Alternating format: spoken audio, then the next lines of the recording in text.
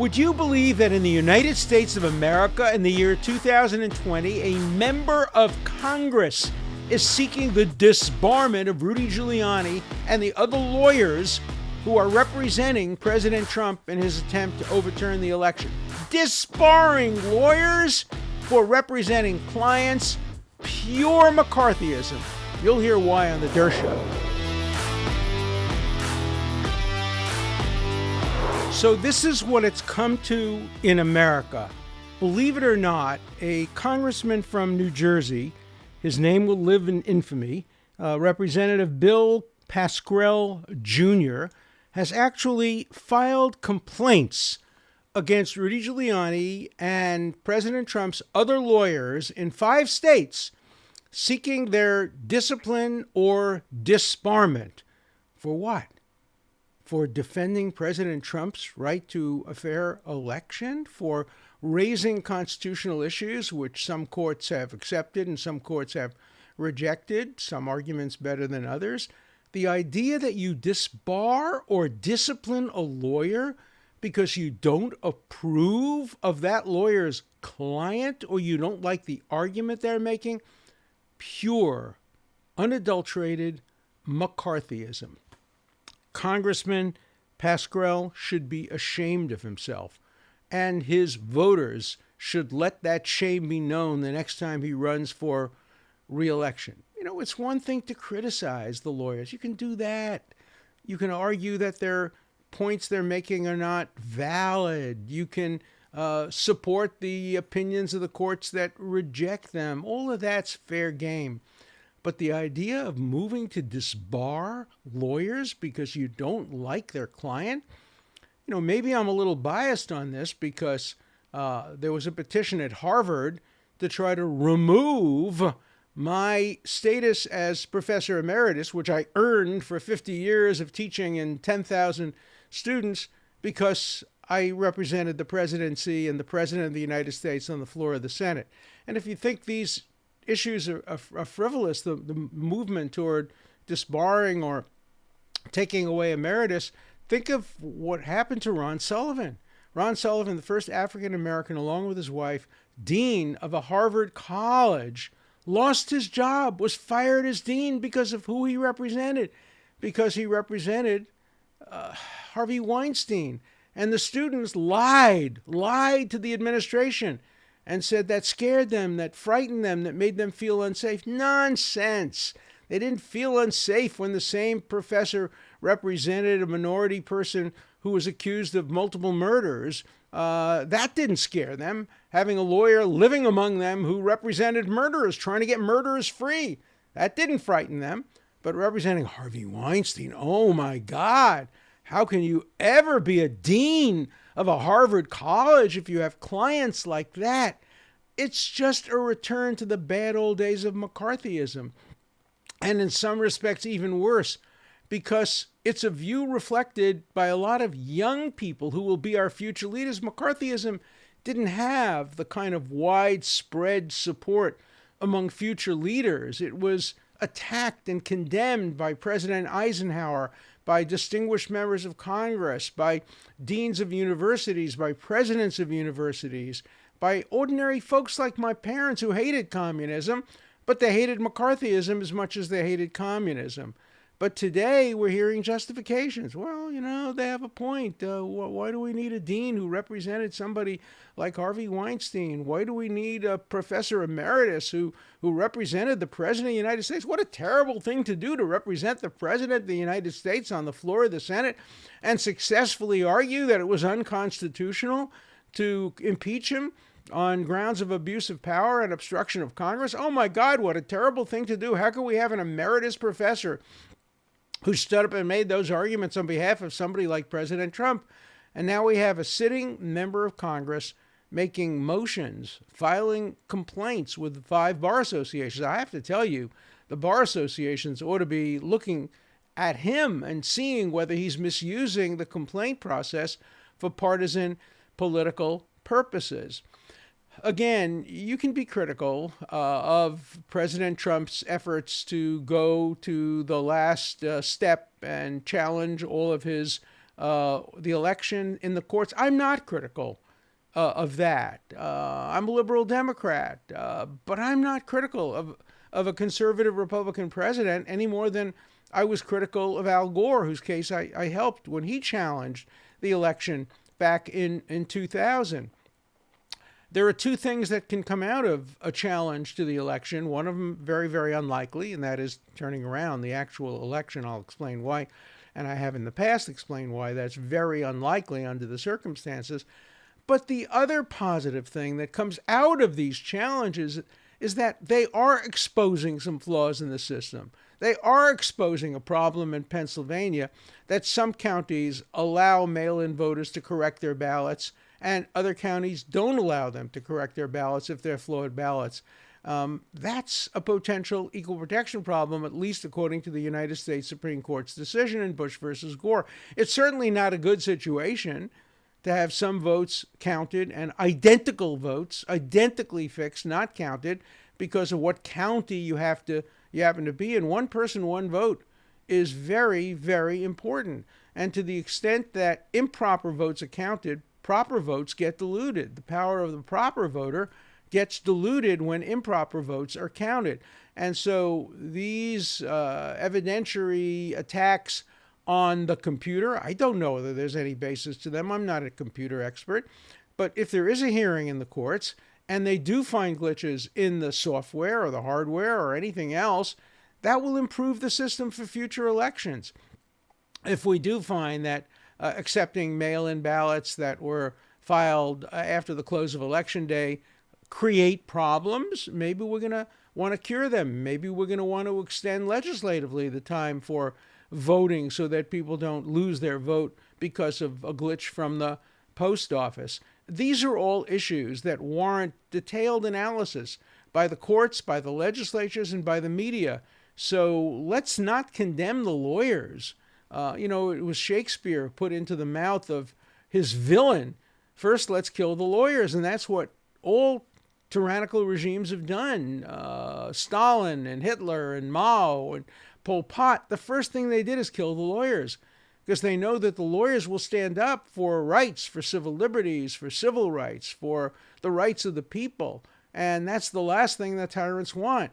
And so, no, I don't classify Representative Bill Pascrell among those evil tyrants. He's either an ignoramus, he doesn't understand history, or he's so biased politically and in a partisan way that he's prepared to neglect the rule of law and to forget history. Remember, it was Santayana who said, those who forget history are destined to repeat it. We do not want another McCarthyism in this country. And this representative is bringing McCarthyism.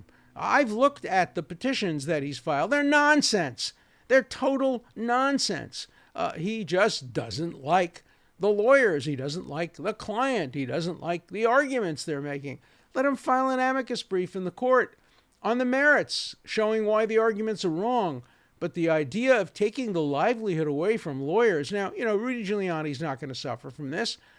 He's not practicing law on a daily basis, and he has enough money to retire from the practice of law any more than I would have been affected had I lost my emeritus professorship. It would have been a scandal, but I worry about young lawyers who today will refuse to take on cases that are controversial, refuse to represent clients like Harvey Weinstein or the President of the United States.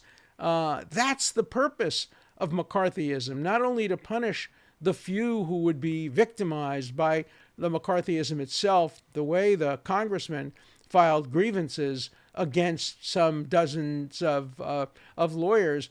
The fear is that it will deter other lawyers. It will turn the American legal system into what we saw in China and in the Soviet Union and today in Iran, where lawyers are terrified to take cases that are unpopular or politically incorrect or that might offend the government. The greatest barrier to tyranny is an independent bar, is lawyers who stand up for the rights of their clients, particularly the most unpopular clients.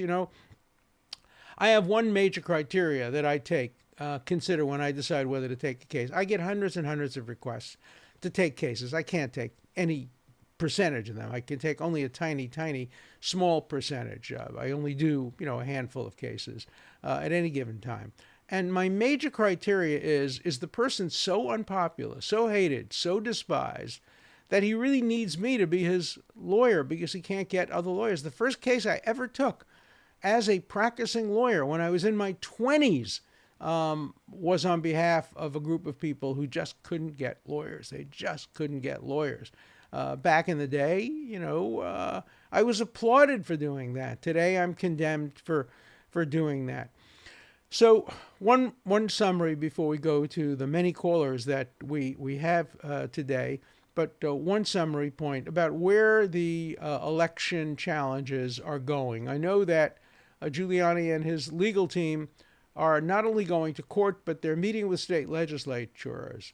Their goal is to try to get at least a couple of state legislatures to send a slate of electors to Congress that's different from the slate of electors voted on by the voters of their state. That's happened before in the 19th century. Will it happen again? I don't know. Would it be a good thing?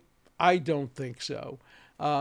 If the legislature decided, say the Pennsylvania legislature had decided 6 months ago, we're not happy about democracy. We don't think the people will pick the right electors or the right president.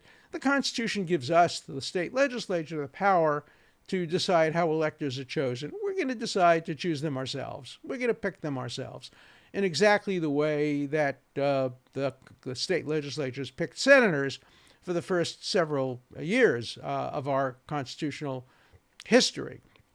And the people of Pennsylvania accepted that. They would never accept it. I think they would throw the bums out of office if a state legislature ever denied the people the right to pick electors. But under the Constitution, they could do that.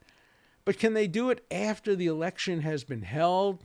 I don't think the courts are going to accept that. I think the courts are going to say, that sounds too partisan. If they did it before, they'd be accountable to the people. The people could seek new legislation, new legislators. They could challenge it in court. They could do all that. But to do it after the election was held just because you don't like the result would, I think, not be acceptable by the courts. So, again, you have to commend the lawyers for President Trump for their creativity. They're doing exactly the same thing that radical Democrat lawyers would do if the shoe were on the other foot. If the election had been closely lost by their candidate, the Democratic lawyers would be exactly the same thing. And I suspect some Republican congressmen might be moving for their disbarment. So, hypocrisy is the coin of the realm. But let's call it out when we see it, whether we're calling it out on behalf of Democrats or on behalf of Republicans. So there'll be challenges. Some will succeed, some will fail. Some will succeed theoretically but fail practically. Some will fail both in courts of law and in the legislatures. I do think that on January 20th, we will see the inauguration of President Joe Biden. And I think we'll see it being accepted by the outgoing president. He may not concede. He may announce he's going to run again in 2024. That's his right. That's his right. Under the First Amendment and under our Constitution, he has the right to run for a second term. He wouldn't be the first president who would be elected to 2 terms, separated by a term in the middle. I think it was Grover Cleveland who pulled off the same thing. And Andrew Jackson, of course, when he was beaten in 1824, campaigned basically for 4 years about the corrupt bargain that denied him the presidency and then won the presidency overwhelmingly 4 years later. So, this is a work in progress, and presidents and presidential candidates and the lawyers have the right to pursue all legal remedies. But I'm a legal analyst, and I don't give you wishful thinking. I don't tell you what I think should happen. I tell you what I think will happen. Sometimes I tell you what I think should happen, but not based on wishful thinking, based on changing the law. But here I'm going to tell you what I think will happen.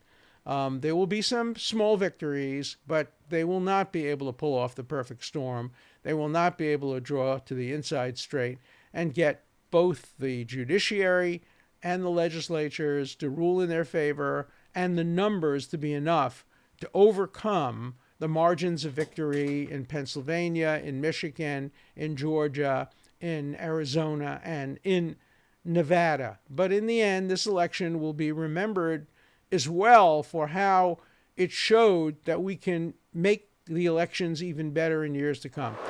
Let's end with some positive things about this election. More people voted than ever before in the history of the United States, and in a pandemic. That tells you something about the determination of Americans never, ever to forego democracy.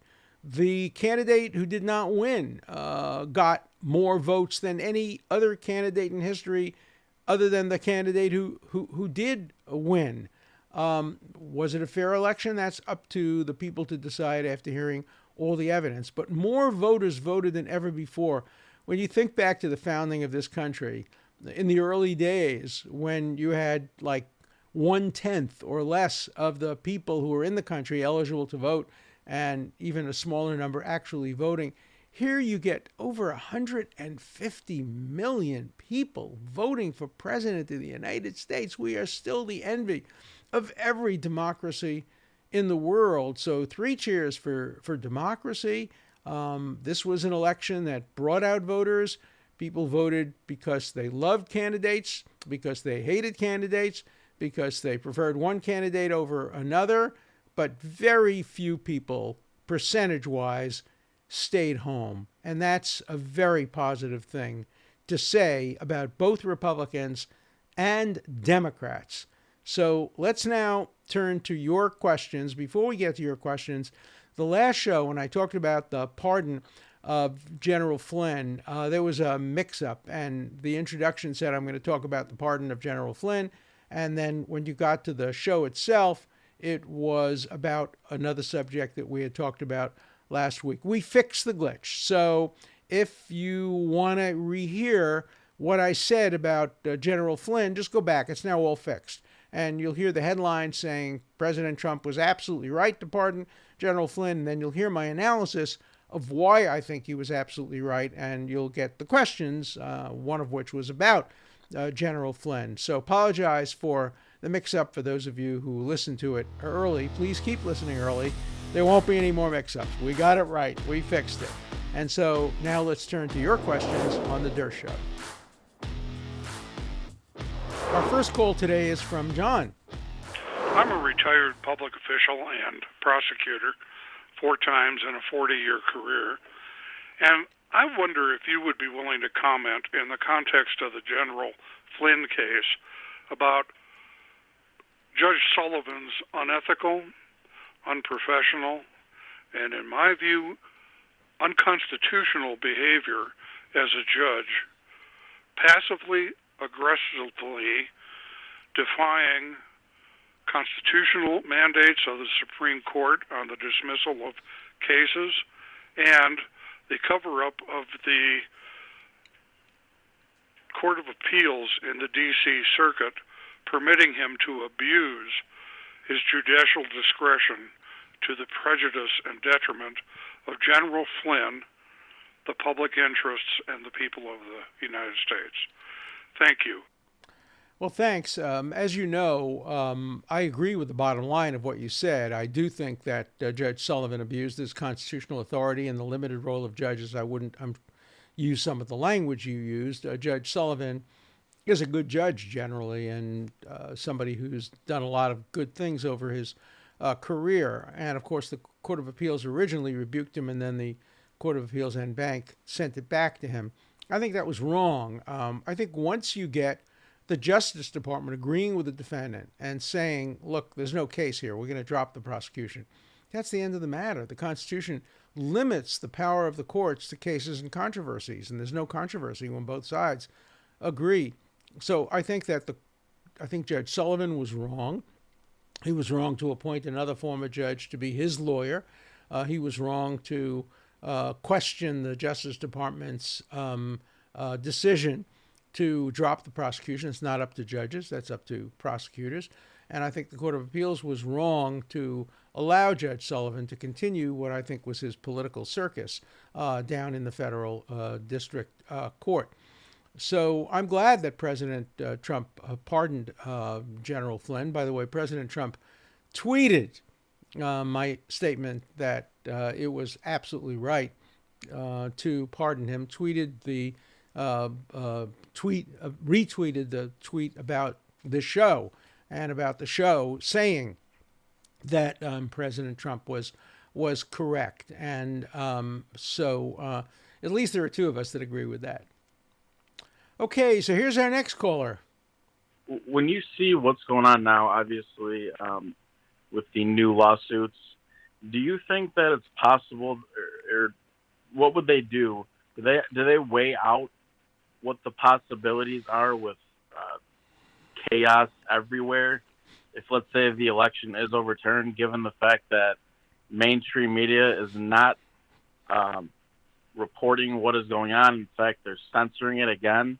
So if it's heard that the election's overturned, basically the majority of people are going to be blindsided. So, then it's just going to be chaotic, obviously. So do you think that they take that into consideration, or, because I think that regardless if there is fraud, it should definitely be addressed. And, I just wanted to see what you think about that. Thanks. That's a great question. Remember, the 9 people who sit on the Supreme Court are 9 human beings. They go home to their families. They watch television. They know what's going on in the real world. And yes, they do take into account the impact their decision might have on chaos and violence. When they decided to desegregate the schools back in 1954, they waited until they had a unanimous court so that they could speak with one voice, because they knew there would be resistance, and there was. We know people were killed in demonstrations that followed the Supreme Court decision in 1954. I know I went down south in the early 1960s and saw with my own eyes. I didn't see any killings. I didn't see any direct violence, but I certainly saw the potential for violence, and it was an eye-opening experience for me. I trained for that at Howard University in Washington, D.C., trained as an observer to go and watch the civil rights demonstrations. So the court does take that into consideration. I think before they would overturn an election, they would have to be so certain and so clear, and they'd have to be so correct on the law that there'd be a heavy burden on those who would seek to overturn the election. So let's turn now to our next call. Hi, Alan. My name is Sam from Los Angeles. My question for you is, what's your opinion on Edward Snowden getting the pardon from President Trump? Love the show. Thank you very much. Well, thanks. I appreciate the call. Let's lay out the difference between Snowden on the one hand and, say, WikiLeaks on the other. I'm partly involved in representing or consulting with Julian Assange and WikiLeaks, so I don't come to this unbiased. But there's a big difference between Snowden and WikiLeaks. Snowden stole the secrets. I mean, he committed a crime. There's no doubt about that. Manning, Snowden, Ellsberg, these were the thieves. These were the people who had security clearance, went and committed the crime. Jonathan Pollard. There's no doubt that he committed a crime. The question in his case was the sentence excessive? But the people who actually stole the material have no First Amendment defense. That's civil disobedience. You might think they were right or wrong. How God will judge them, I leave to powers greater than my own. But the question then is, what about the people who published the material? And the Supreme Court basically said in the Times case and the Washington Post case that there's a big difference between publishing stolen material and stealing the material. So Snowden falls into the category of the thief, the person who stole the material. And so I think it's a much, much harder case for pardon or commutation than, for example, the pardon or commutation that Manning and others have received. So closer case, harder decision. Our next call is from Mike in New Orleans. Professor Dershowitz, I'm curious to know if you think the Takings Clause of the Constitution could be applied to lockdowns from COVID in forcibly shutting some businesses for public health. Thanks. Love the show. It's a great question. I've done some litigation on the takings clause. It's a very important part of our Constitution that's often neglected. Basically, it says, the government can't take your property from you. Property is really one of the fundamental bases of liberty. The government can't take your property from you unless it's in the public interest and unless it gives you just compensation. Now, they're not taking your store away from you when they order you to shut it down, but they're taking away your business. And whether or not the Constitution gives businesses the constitutional right to claim the same that would happen under eminent domain is a hard question. I don't think the courts would go there. But whether a legislature should compensate businesses that have had to close down because of COVID, I think there's a good argument for that. Some people have taken advantage of this. One of the biggest law firms in the United States, Boies Schiller, a firm I've had my problems with, as you know, apparently, although there are billionaires in the firm, apparently took money from ordinary people by demanding the government pay them. That was outrageously immoral if it happened as reported. But the little mom and pop store that can't survive without business, and if it's told it has to shut down, the government ought to make good on that because they're being shut down in the public interest. They're being shut down to help all of us. So whether or not the takings clause of the Constitution technically applies, it seems to me the most common sense and morality requires that people who have been forced to shut down, who would otherwise be making enough money to survive, particularly people who are operating on the margins, should be compensated for their economic losses. Next call is from Bill in California. My state, California, cannot provide me with proof that my vote counted correctly, and that my vote was not nullified by any illegal vote. Can I force California to conduct a detailed forensic audit of every single vote counted? And 2, how can I legally refuse to pay my California state income taxes as well as my federal income taxes on the basis that I have no proof that my vote for my democratically elected government actually counted? Thank you. Well, let me start with your second question. The answer is clear. You cannot legally refuse to pay taxes because you think your votes weren't counted. Even if your votes weren't counted, you have to pay your taxes. So let's assume that you were convicted of a felony and you didn't have a right to vote. Or let's assume you're under 18 and you don't have the right to vote, but you've earned a lot of money. You have an obligation to pay taxes. The two are unrelated. If you don't pay taxes, you've committed a crime. And if you want to claim civil disobedience, that's a moral claim, not a legal claim. As far as requiring the state to count every vote, there are laws in the state. You get to count every vote if there's a recount, if the criteria for recount are met. But just because you don't think your vote was counted doesn't give you the right to have a multi-million dollar recount. I do think states ought to have ways of validating the votes. I voted by mail this year, and immediately my wife, who knows how to do these things, checked online and told me, yeah, your votes have been counted. Our votes have been counted. We sent them in by mail, and about a week later, we were able to check online that the vote had been counted. I think every state should have that. And every state should also have hand-counted paper ballot backups so that if there is a challenge to the computer, if there's a challenge to the mail-in, if there's a challenge to anything else, we have a fail-safe. We have a way of determining whether or not the votes were properly counted. And every counting should be videotaped. We shouldn't have to depend on poll watchers and whether you're 6 feet away or 10 feet away or 12 feet away, particularly during a pandemic. Let's videotape all the counting. Videotaping is a very cheap process. And, you can erase the tape and reuse it if there are no challenges. But if there are challenges, then you'd have hard proof as to whether the proper counting occurred. So I think that's the answer rather than don't pay your taxes. Pay your taxes. Okay, here's our next call. I just don't get how you defended Jeffrey Epstein so vehemently and you still stand by it. You've seen other crimes come out. You've seen the proof. Can you just explain your thinking there and just go more into why you felt so compelled to defend him and take that case? Thank you. First of all, I don't know how to defend anybody other than vehemently. That's what I do. I defend my clients zealously. I try to get the best deal I can. I'm like a doctor. When a doctor performs surgery, he doesn't do second best. He does the best surgery he can perform. If I take a case, then I decide to do it in the most vigorous way I can.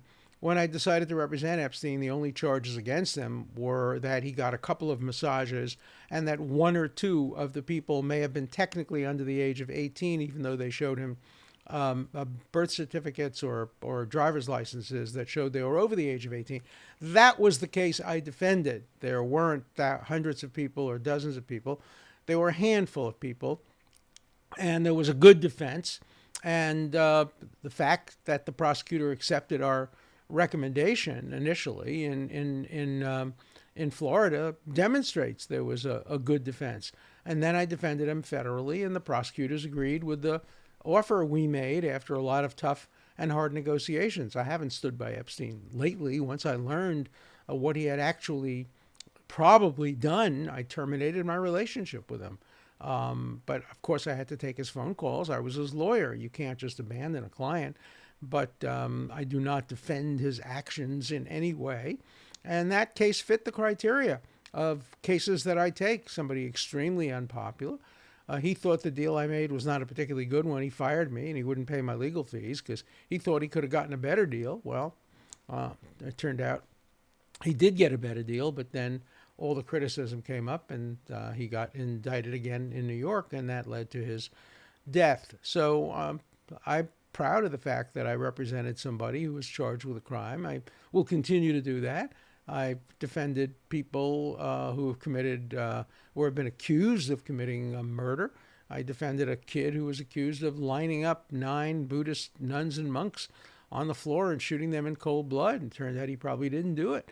So, these are the kinds of things criminal defense lawyers do. We don't presume our client's guilty. We presume them innocent, the way the Constitution says. And lawyers should not be attacked for who they represent. Abraham Lincoln represented some pretty despicable people, as did John Adams when he defended the killers in the Boston Massacre. And, of course, many, many great lawyers over time, Edward Bennett Williams and so many others, have defended people who are extraordinarily unpopular. If you don't think that we defense lawyers should defend people who are charged with serious crimes, what's the alternative? What would we do? We'd send them to jail without a trial? That's Alice in Wonderland. That's the Soviet Union. That's China. It's not the United States of America. So I'm very proud of the fact that I'm a defense lawyer who defends all of my clients vigorously and ethically. Let's turn now to our final call today. Hi, Alan. I'm Sullivan calling from Brooklyn. And first of all, I wanted to compliment on your show. I really enjoy it. And here's my question. President Trump tweeted today that Section 230 is a national security threat, that it immediately needs to be addressed and terminated, probably paraphrasing. What's your opinion on that? And my second question is, if Congress doesn't have the proper political will for some reason to address it good enough, can Section 230 be challenged as unconstitutional if this is the gateway under which companies like Twitter, Facebook, and Google and the likes are hiding behind? Great questions from Brooklyn. I don't like Section 230, the way it's been applied and enforced. Just for those who don't know what it is, 230 gives immunity from defamation lawsuits to platforms like Twitter. So if somebody goes on Twitter and said, Dershowitz did terrible things, I can't sue Twitter. I could sue the person who said it if the person has his name, but I can't sue Twitter. If a person said Dershowitz stole $1 billion from poor people in the neighborhood, I can't sue. There's an exemption. Now, that exemption makes sense as long as the platform is merely a platform, as long as the platform isn't making decisions about what to publish, what not to publish, how to present it, as long as it's not acting like a newspaper. Remember, the New York Times said Dershowitz stole $1 billion. I could sue the New York Times and own them, but I can't sue Twitter. So that's what 230 does, and it has to be amended. It must be amended to give the platform the choice. You have a choice. If you want to be a real platform, you don't make decisions about what to censor and what is allowed on. You're just like a taxi cab. You have to take the person to the location if he has the fare and can pay you. The same thing should be true of any platform. But once the platform decides, well, we don't believe this, we're going to attach a little note saying this is not believable, something else is believable, then you're acting like a newspaper. Then you're the New York Times, and you shouldn't be exempt from defamation. So I agree that there has to be a change in 230. How we deal with social media and the internet is the great First Amendment challenge of the 21st century. Should we deal with them by government censorship? No. Should the antitrust laws be applicable to them? Sure, but we have to make sure that doesn't constrain free speech. Should they be subject to the usual rules of defamation? Yeah, if they're acting like a newspaper. But these are hard questions, and they have to be addressed rationally first by Congress and then by the courts. So thank you. Great questions this morning. A real academic seminar, questions ranging from the presidential power to pardon to the First Amendment. And I'm looking forward to your questions for the next Der Show. Please call 24/7. The number is 216-710-0050. Keep your comments short and to the point. Again, the number for you to call 24/7 is 216-710-0050. Hard questions, criticisms, everything's fine. Just keep your questions short, and I'll answer them all on the Der Show.